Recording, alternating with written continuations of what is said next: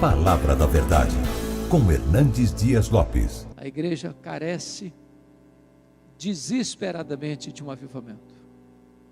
Só um grande avivamento pode levantar a igreja nesta geração, secularizada, tão assolada pelo ateísmo. E eu espero que Deus, por sua bondade e graça, nos visite nesse tempo. Abra sua Bíblia comigo, por gentileza. Profeta Isaías, capítulo 44, versos 3, 4 e 5.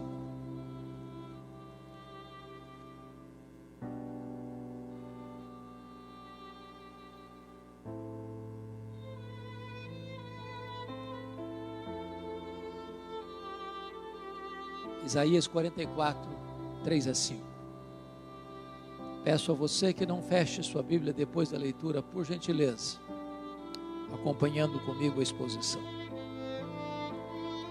Porque derramarei água sobre o sedento, e torrentes sobre a terra seca. Derramarei o meu espírito sobre a tua posteridade, e a minha bênção sobre os teus descendentes. E brotarão como a erva, como salgueiros junto às correntes das águas. Um dirá: eu sou do Senhor. Outro se chamará do nome de Jacó. O outro ainda escreverá na própria mão: eu sou do Senhor. E por sobrenome tomará o nome de Israel. Amém. Há alguns anos eu estava pregando sobre avivamento na cidade de Salvador, na Bahia.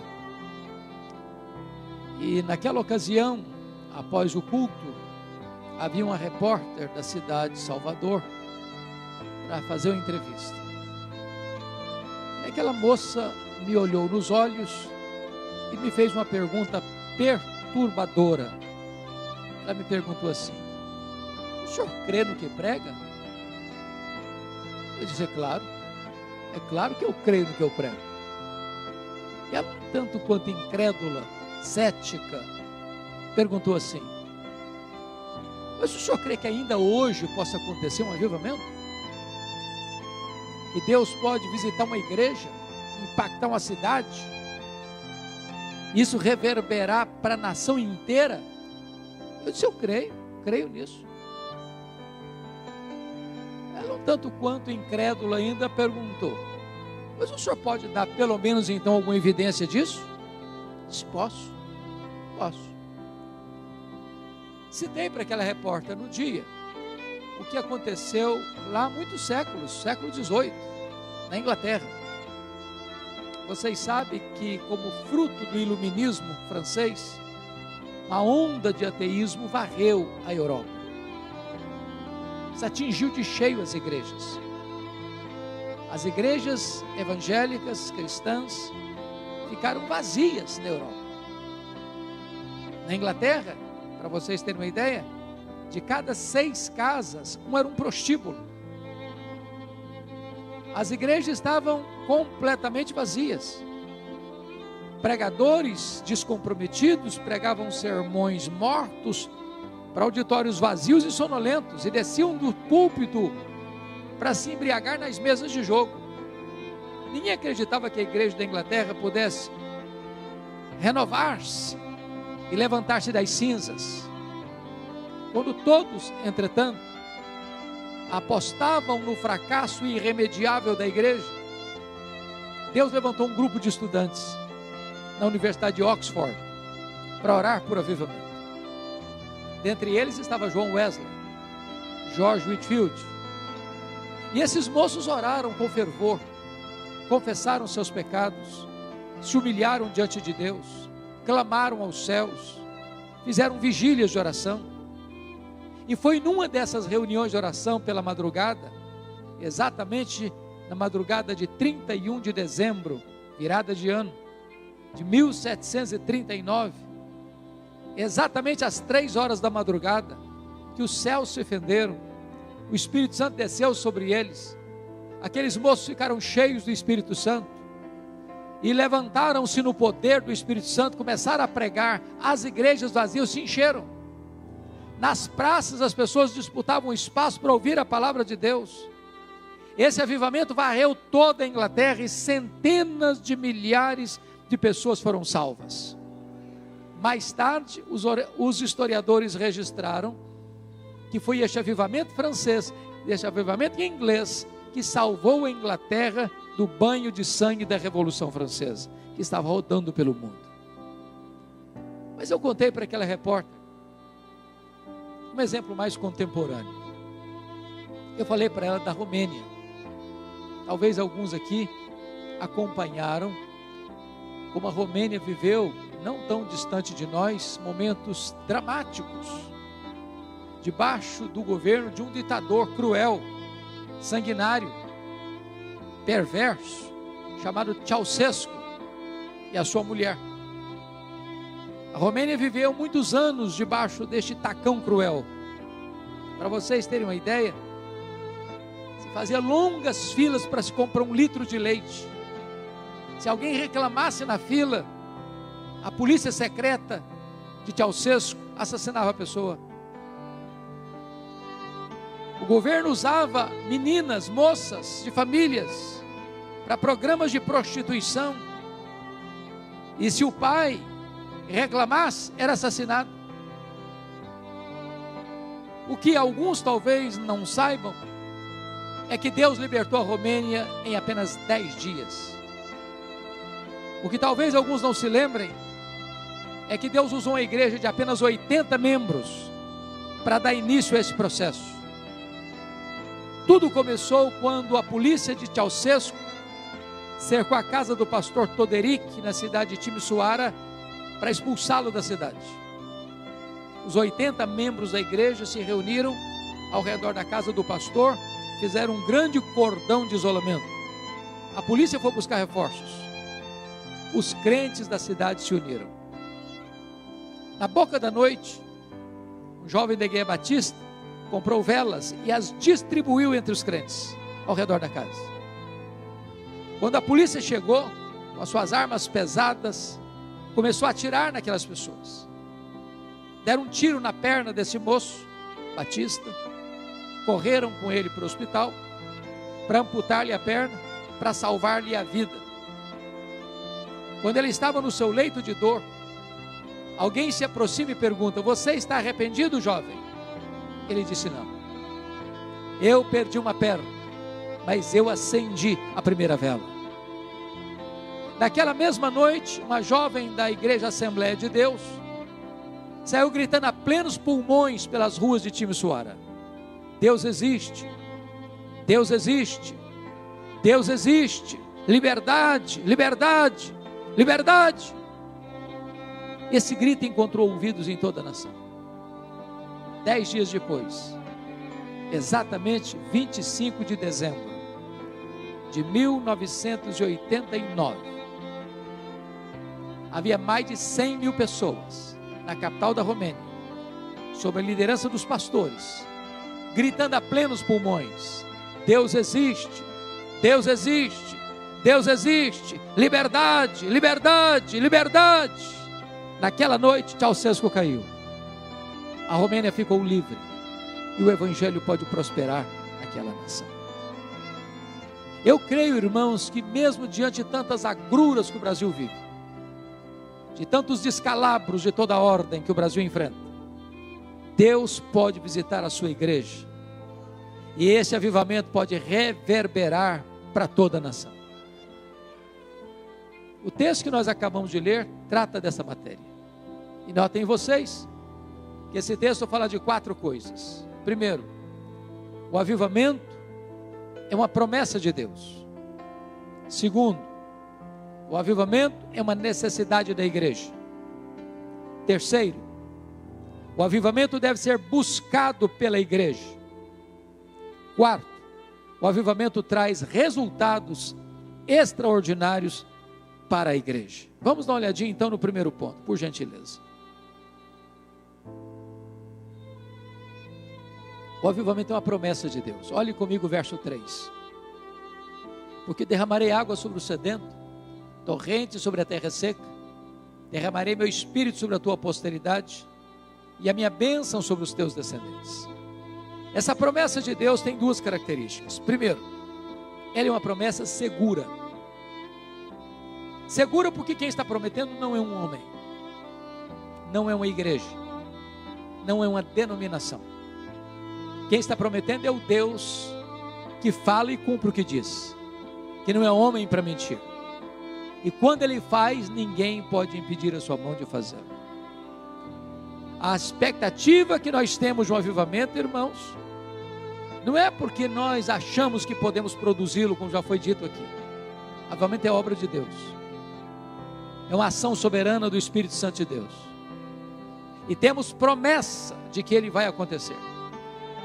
Quando a promessa de Deus, escrita pelo profeta Joel, se cumpriu no Pentecostes, e Pedro se levantou para pregar, ele diz: esta promessa não é apenas para vós, esta promessa é também para os vossos filhos, esta promessa é para aqueles que ainda estão longe, esta promessa é para quantos o Senhor nosso Deus chamar, esta promessa é para esta igreja, esta promessa é para a nossa vida, esta promessa é para a nossa geração, esta promessa é segura porque foi Deus quem prometeu.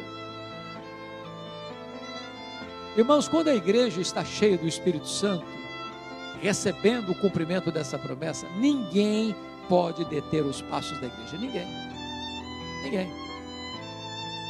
O horizonte parece sombrio no Brasil e no mundo. Certamente a igreja enfrentará momentos muito difíceis, mas ninguém detém os passos da igreja, se ela está cheia do Espírito Santo. Lá no passado, o Sinédrio tentou intimidar os apóstolos, prendê-los, açoitá-los. Não adiantou. Quanto mais perseguição, mais crescimento. Mais tarde, os imperadores romanos crucificaram os crentes, queimaram os crentes, jogaram os crentes às feras. Mas quanto mais sangue era derramado, mais a igreja crescia. Ao longo da história, meus irmãos, a igreja cheia do Espírito Santo não pode ser detida. As portas do inferno não podem prevalecer contra ela. Mas notem vocês, voltando ao versículo 3, que essa promessa é mais do que segura. Essa promessa é também abundante.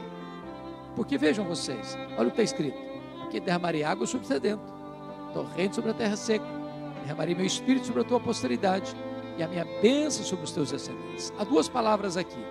Primeiro, derramarei. Segundo, torrentes.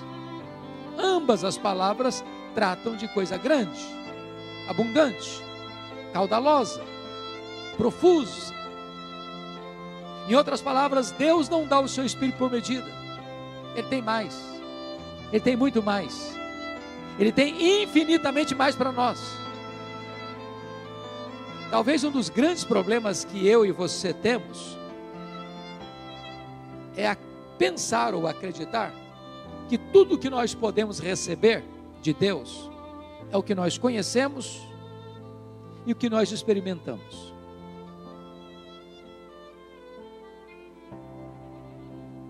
Limitamos a obra de Deus ao que sabemos e ao que experimentamos.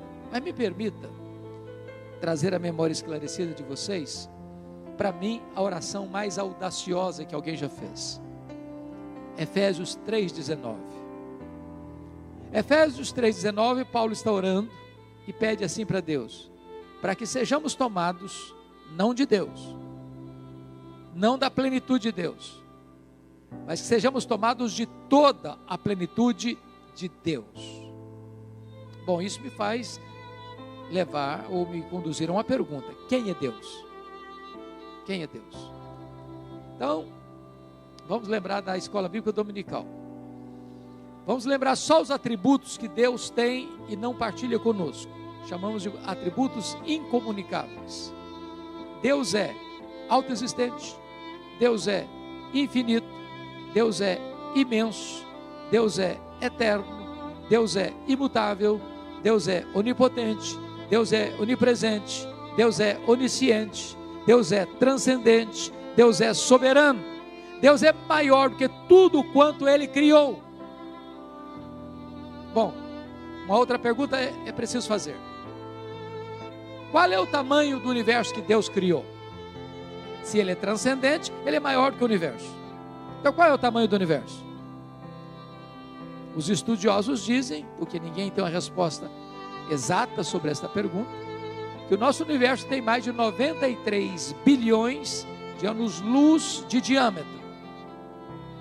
Isso significa que se eu voasse a velocidade da luz, 300 mil quilômetros por segundo, nessa velocidade, eu demoraria mais de 93 bilhões de anos para ir de uma extremidade à outra. Deus é transcendente, é maior que tudo isso. Agora Paulo está orando para que você e eu, frágeis vasos de barro, sejamos tomados de toda a plenitude de Deus. Aí você diz: Paulo devia estar delirando. Não é possível. Mas para que nós não cheguemos equivocadamente a essa conclusão, ele diz em Efésios 3:20 assim: ora, àquele que é poderoso para fazer não mais, não muito mais, mas infinitamente mais do que tudo quanto pedimos ou pensamos, conforme o seu poder que opera em nós, a ele seja a glória na igreja, em Cristo Jesus, agora e pelos séculos eternos. Às vezes nós pegamos esse versículo, que Deus é poderoso para fazer infinitamente mais, para coisas pequenas. Você está enfrentando um problema, seja de saúde, seja financeiro, seja conjugal, seja na família, e você diz: olha, Deus pode fazer infinitamente mais. É verdade, pode mesmo. Ele pode curar o enfermo, ele pode resolver o problema financeiro, ele pode resolver o problema familiar. Mas quando Paulo escreveu este versículo, ele está dizendo que ele tinha orado para que nós sejamos tomados de toda a plenitude de Deus, e está afirmando que agora Deus pode fazer infinitamente mais. Jesus falou: eu não estou entendendo, está para além da minha capacidade de entender. O que isso significa para você e para mim é que Deus tem mais, Deus tem muito mais, Deus tem infinitamente mais para você e para mim. A promessa de Deus é abundante. Me permita ilustrar isso de maneira mais prática. No século XIX havia uma família muito pobre na América, nos Estados Unidos. Essa família tinha 7 filhos pequenos, de 14 anos para baixo. O chefe da família morreu, deixando a viúva pobre, endividada, com 7 filhos para criar e grávida do 8º filho. Quando nasceu o 8º, não era o 8º, era o 8º e o 9º, porque eram gêmeos. Os credores vieram e levaram o pouco que ela tinha. As pessoas disseram para ela: ou a senhora dá alguns desses filhos para outras pessoas cuidarem, ou eles vão morrer de fome. Ela não abriu mão de nenhum dos filhos. Um dia o 5º filho disse para ela assim: mamãe, eu vou sair da roça, eu vou para a cidade, Deus tem um plano na minha vida. E foi mesmo, foi para Boston, Massachusetts, encontrou um emprego numa sapataria. Um dia o professor de escola bíblica dominical, o senhor Edward Kimball, foi lá na sapataria onde eu trabalhava, e nos corredores da sapataria o levou a Cristo. Esse jovem um dia está numa igreja, e o pregador estava dizendo mais ou menos o seguinte: o mundo está para ver o que Deus pode fazer com um homem totalmente entregue nas suas mãos. E ele disse: meu Deus, eu quero ser esse homem. Ele já era um pregador conhecido na América. Ele estava pregando em Chicago, no estado de Illinois, quando 2 senhoras idosas da igreja metodista abordaram-no na porta da igreja assim: estamos orando pelo senhor. E ele diz: mas por quê? Para que Deus o revista com o poder do Espírito Santo. Um dia ele caminhava em Nova York, na Wall Street, quando de repente o Espírito Santo veio com um grande poder sobre ele. Ele saiu correndo pela rua, entrou na casa de um amigo, entrou no quarto, trancou a porta, caiu de joelhos. Diz que parecia que ondas elétricas penetravam pelo seu corpo. Ele diz que ainda que dessem para ele toda a riqueza do mundo em troca da experiência que teve, ele rejeitaria. quando ele se levantou dos seus joelhos, nunca mais ele foi o mesmo homem. Nunca mais a América foi a mesma. Aquele homem, a partir daquele dia, levou mais de 500 mil pessoas a Cristo. Aquele homem era Dwight Lyman Moody, um dos maiores avivalistas de todos os tempos. Deus pode fazer o mesmo. Ele é o mesmo. E a sua promessa é segura e abundante. Mas há uma segunda lição nesse texto, irmãos. Notem comigo. É que o avivamento é também necessidade da igreja.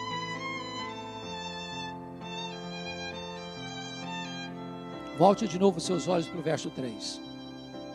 Porque derramarei água sobre o sedento, torrente sobre a terra seca. Derramarei meu espírito sobre a tua posteridade e a minha bênção sobre os teus descendentes. Há muitos símbolos do Espírito Santo na Bíblia, como o hálito, o vento, o fogo, a pomba, o óleo, o azeite, a água. Por que aqui a água foi escolhida como símbolo do Espírito Santo? Quando ele diz derramarei água sobre o sedento e torrente sobre a terra seca, ele está pegando uma metáfora, uma ilustração, para ilustrar, ensinar o que significa a ação do Espírito Santo na nossa vida. E eu queria, usando essa figura, trazer 3 coisas aqui para o nosso ensino. Primeiro, não tem vida sem água. Você pode ter o melhor terreno, você pode ter a melhor semente, você pode ter os melhores insumos, você pode ter a melhor tecnologia. Se não tiver água, a semente morre mirrada no ventre da terra. Mas o que significa isso? Você pode ter templos modernos, você pode ter tecnologia sofisticada, você pode ter músicos de excelência, você pode ter pregadores eruditos, você pode ter tecnologia e metodologia de comunicação, mas sem o Espírito Santo não tem vida na igreja. Nós poderíamos reunir todo o nosso conhecimento e não produziríamos sequer uma conversão. Só o Espírito Santo tem esse poder. A igreja precisa do Espírito Santo. Ela depende do Espírito Santo.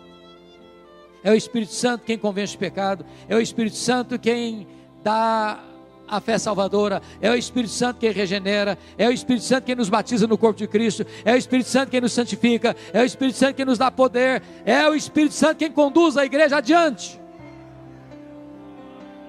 Mas em segundo lugar, irmãos, a água é necessária para purificar. Purificar.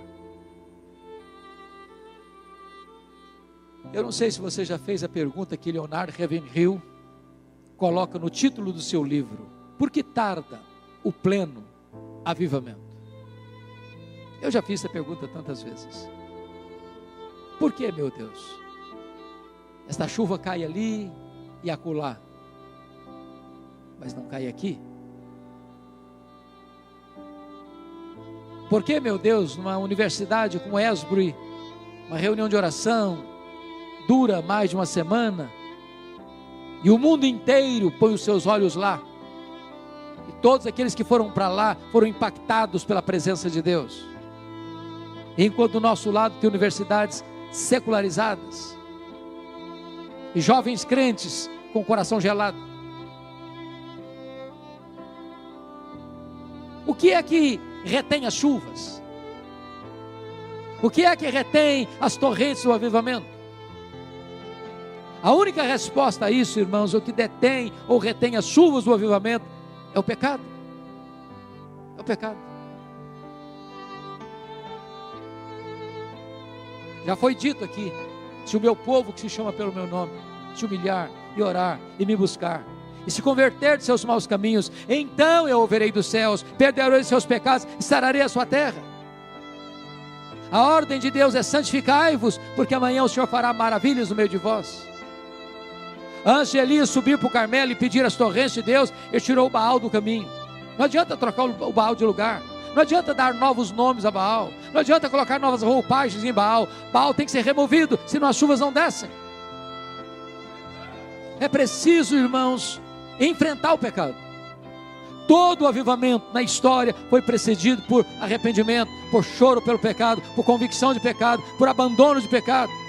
Do contrário, as chuvas não vêm, porque o propósito da água é purificar.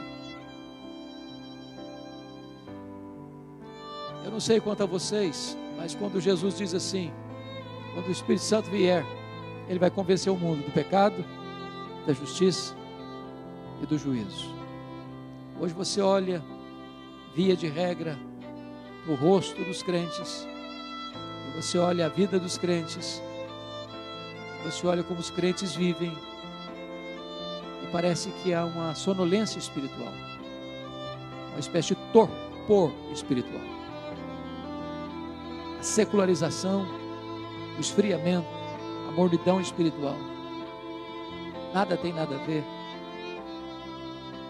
E é necessário que a igreja comece a ser confrontada com essa questão do arrependimento. A grande manchete do reino de Deus é arrependimento. Essa foi a mensagem dos profetas, essa foi a mensagem de João Batista, essa foi a mensagem de Jesus, essa foi a mensagem dos apóstolos, essa foi a mensagem dos pais da igreja, essa foi a mensagem dos reformadores, essa foi a mensagem dos avivalistas, essa é a mensagem da igreja. Sem arrependimento, as chuvas serão retidas. Mas em terceiro lugar, a água é necessária para matar a sede. Irmãos, nós poderíamos ter aqui a pessoa mais rica do estado do Espírito Santo. Poderíamos ter aqui a pessoa que mora na casa mais cara de Vitória, ou da Grande Vitória, ou no apartamento mais luxuoso dessa cidade. Nós poderíamos ter aqui a pessoa com a conta bancária mais robusta e que detém o maior patrimônio financeiro deste estado, quem sabe desta nação. Mas sem o Espírito Santo, essa pessoa está vazia. Sem o Espírito Santo, essa pessoa não encontra sentido em nada daquilo que ela põe a mão. Nas palavras de Salomão, nem bebida, nem festa, nem riqueza, nem fama, nem sexo, nem qualquer outra coisa que o homem põe a mão, satisfaz a alma dele, preenche o vazio do coração dele, porque Deus botou a eternidade no coração dele, e tudo aquilo que é terreno, temporal e limitado, não pode preencher esse vazio. Só uma pessoa cheia do Espírito Santo encontrou o sentido pleno da vida. Precisamos do Espírito Santo, dependemos do Espírito Santo. Mas me permita compartilhar a terceira lição do texto.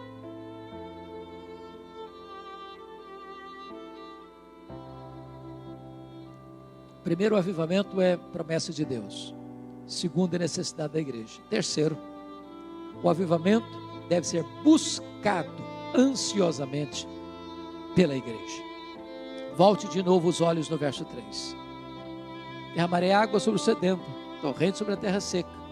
Derramarei meu espírito sobre a tua posteridade e a minha bênção sobre os teus descendentes. Há duas palavras aqui que merecem destaque. Primeiro, sedento. Segundo, terra seca. Eu não sei, nosso estado aqui, graças a Deus, não é um estado onde tem regiões desertificadas ou assoladas pela seca. Eu tenho a bênção de pregar, talvez hoje na maior conferência cristã do Brasil, que acontece todos os anos no período do carnaval em Campina Grande, Consciência Cristã. E às vezes viajo para lá, a terra está nua, rachada, bramando por chuva, e o gado morrendo de fome e sede. Mas deixemos a terra e pensemos em nós. Você já sentiu sede num lugar ermo, sem água? O desespero que é? A sede é diferente da fome. Quando você está com fome, o seu estômago dói, o alarme toca. Mas se você não se alimenta, a fome vai embora. Você jejua um dia, 2 dias, 3 dias, uma semana, 15 dias. Eu conheço pessoas que jejuam 40 dias, sem perder o vigor. Mas não é assim com a sede. A sede é implacável. A sede esmaga você. A sede tortura você. A sede seca você. A sede mata você. Sabe quando a igreja há de experimentar um avivamento? é quando a igreja tiver sede de Deus. Sede de Deus. Sede de Deus. Quando você olha para a agenda da igreja evangélica brasileira, via de regra, as pessoas estão correndo atrás das bênçãos de Deus. Elas querem coisas. O centro de tudo não é Deus, são elas mesmas. Mas avivamento não é sede de bênção. Avivamento é sede do abençoador. Não é sede de coisas, é sede do doador das coisas, é sede de Deus.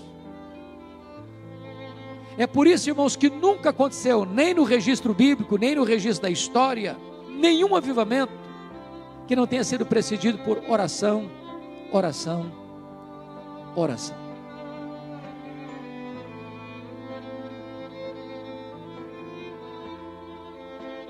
Eu sou um pastor presbiteriano, e a igreja presbiteriana chegou aqui no Brasil há 163 anos, vai fazer agora, em agosto. Se nós somarmos todos os presbiterianos do Brasil, nós não temos 2 milhões de membros. Todos os ramos não tem 2 milhões de membros. Na Coreia, o evangelho, a igreja presbiteriana chegou lá 28 anos depois que chegou no Brasil. Eles são mais de 10 milhões de membros.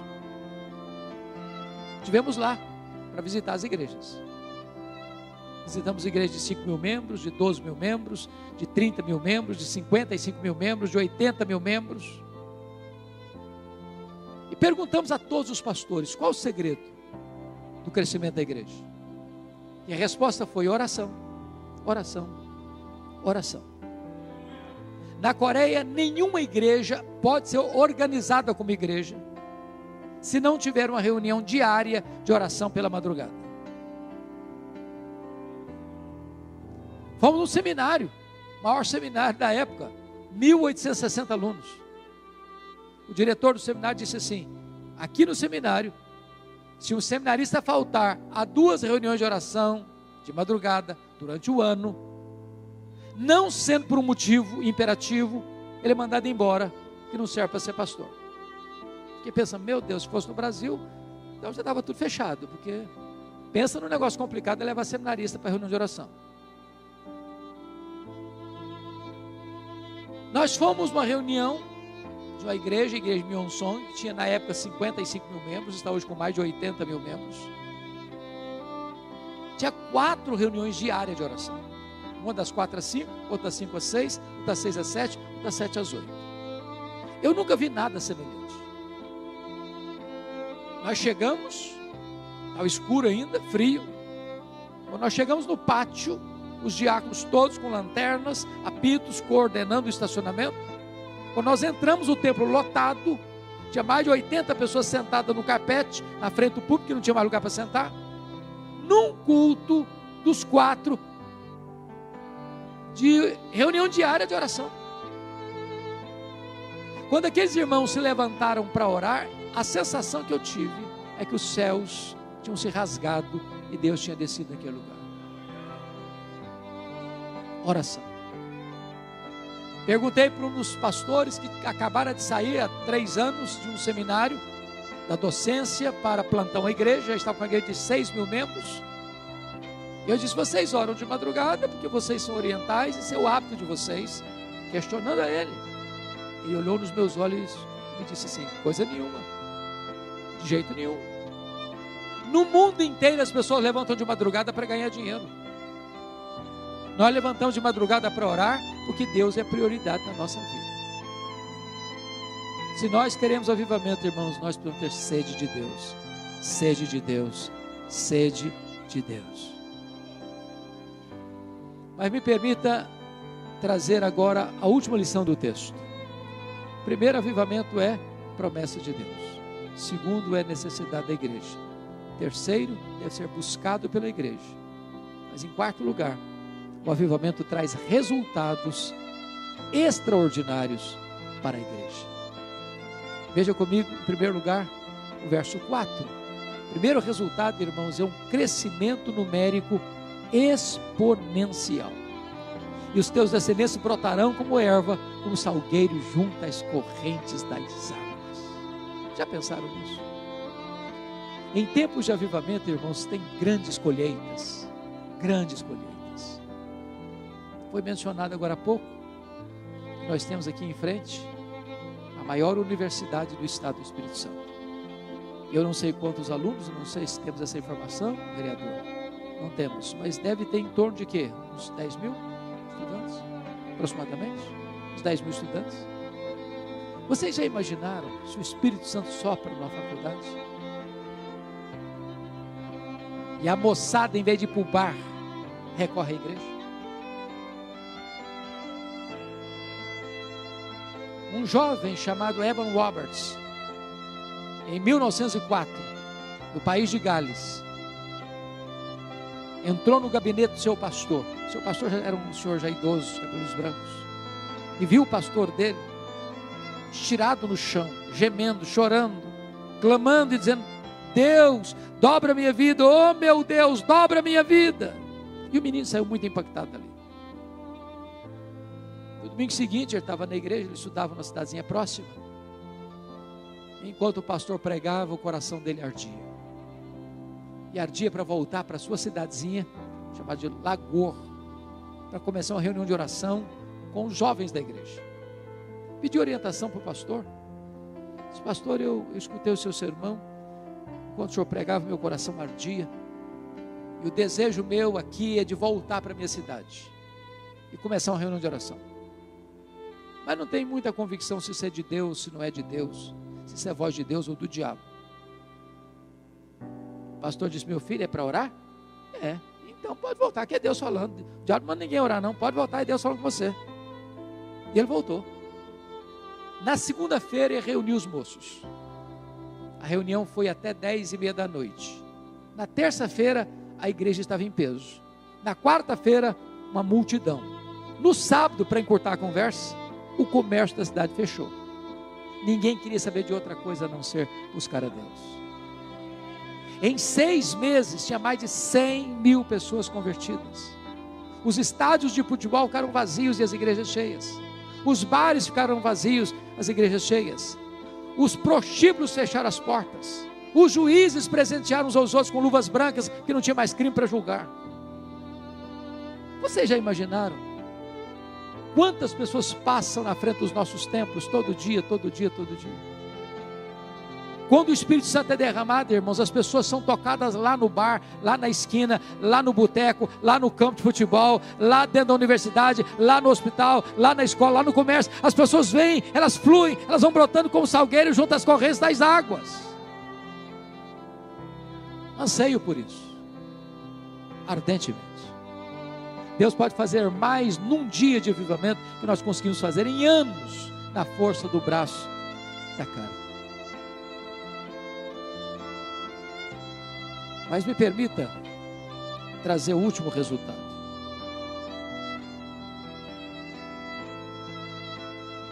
Primeiro, é um crescimento numérico exponencial.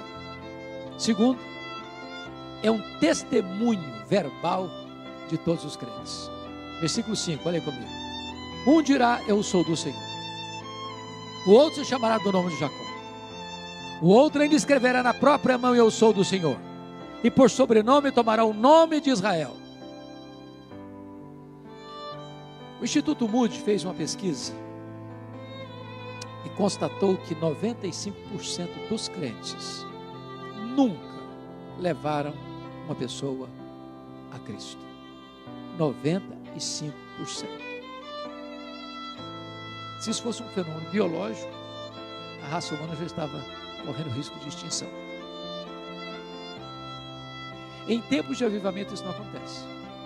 Se levantam crianças, adolescentes, jovens, adultos, velhos, ricos, pobres, doutores, analfabetos, e todos começam a dizer: eu sou do Senhor, eu sou do Senhor, eu sou do Senhor, eu sou do Senhor, eu sou do Senhor, eu sou do Senhor. Isso, como um rastilho de pólvora, percorre a nação.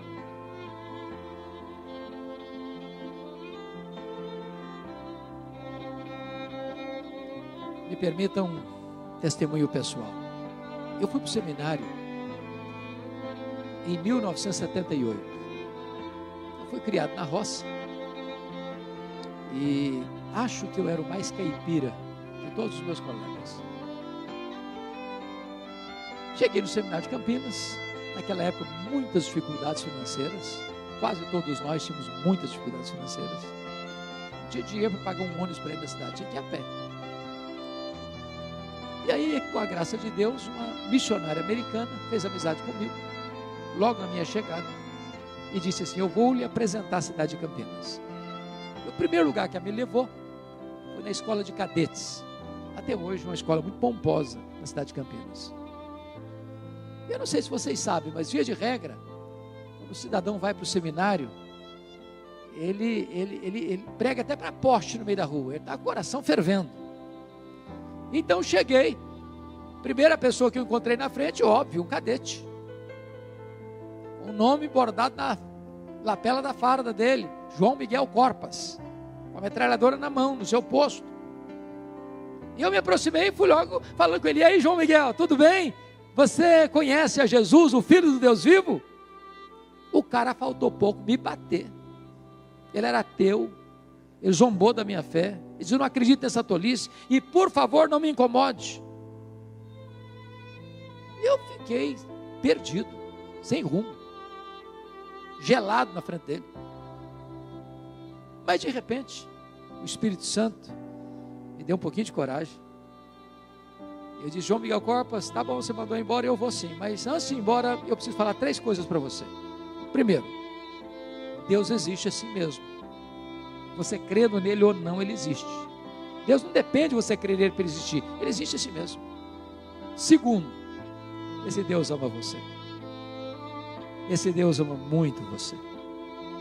E esse Deus provou o amor dele por você, mandando Jesus Cristo, seu Filho, para morrer por você, para dar a você a vida eterna. E terceiro, você é um pecador. E se você não se arrepender, você vai para o inferno. E até logo. E saiu o mais rápido que eu podia. O cara estava com a metralhadora na mão. O que eu jamais podia imaginar é que a missionária voltasse no seminário no dia seguinte. E ela voltou. Ela disse: Hernandes, eu preciso que você vá na minha casa agora. Eu falei: o que foi? O João Miguel Corpas está lá em casa e quer te ver. Aí eu fiquei preocupado. Falei: meu Deus, eu acho que eu não fui polido, não fui educado com o rapaz. Ele deve estar muito com raiva de mim. Fui lá para pensar 1000 coisas. Quando eu entro na sala, ele está sentado lá no fundo. Ele se levantou, correu na minha direção, me agarra pelos braços e quase me tira do chão. E com lágrimas nos olhos, ele me disse: por favor, me fale do seu Deus, me fale do seu Jesus. Aquele cadete estava aos pés do Salvador, se rendendo a Cristo. Era próximo do mês de julho. Eu saí de Campinas, fui para Nova Venécia visitar meus pais. Quando eu retornei, ele me ligou. Já levei 3 colegas da escola de cadetes a Cristo. Tornou-se um evangelista. Quando terminou o seminário, eu perdi o contato com João Miguel. Aí, pregando num congresso da CEPAL, lá em Águas de Lindóia, ou Serra Negra, não me lembro exatamente, alguém me procura e diz assim: você tem notícia do João Miguel Corpas? Eu disse: não, eu queria muito vê-lo. Ele me disse: ele está concorrendo ao generalato, vai ser general. E tem mais, ele é pastor. Ele é pastor da Assembleia de Deus. Na semana seguinte, pregando lá na igreja preteriana em Vila Mariana, em São Paulo, estava lá João Miguel Corpas com a sua esposa para me dar um abraço. Meses depois eu fui a Santos, onde ele mora, para jantar com a família dele. Há 20 dias eu estava pregando no Conselho de Pastores de Santos. Lá estava ele para me dar um abraço. E me falou quantas maravilhas Deus fez na sua vida. Isso me trouxe à memória aquele texto da Bíblia: abra a sua boca e eu a encherei. Não é o seu conhecimento, não é a sua eloquência, não é a sua metodologia, é o poder da palavra de Deus. Esta palavra é vida, esta palavra é poderosa. Então abra a sua boca, fale deste nome. Este nome tem poder, o nome de Jesus. Minha oração, queridos irmãos, é que esse tema que vocês escolheram, eu não sei se vocês estão antenados com isso, mas o Brasil inteiro, louvado seja Deus, está voltando a tratar deste tema. Voltando a tratar deste tema.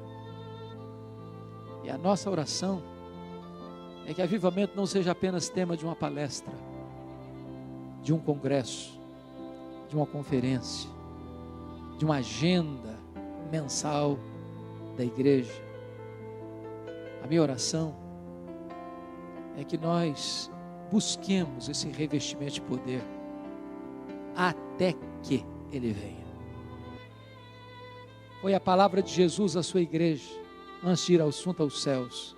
Jesus disse para os seus discípulos: permanecei na cidade, até que do alto sejais revestidos de poder. Antes de enviar a igreja ao mundo, Jesus enviou o Espírito Santo à igreja. E esta ordem nunca pode ser alterada. Que Deus nos ajude.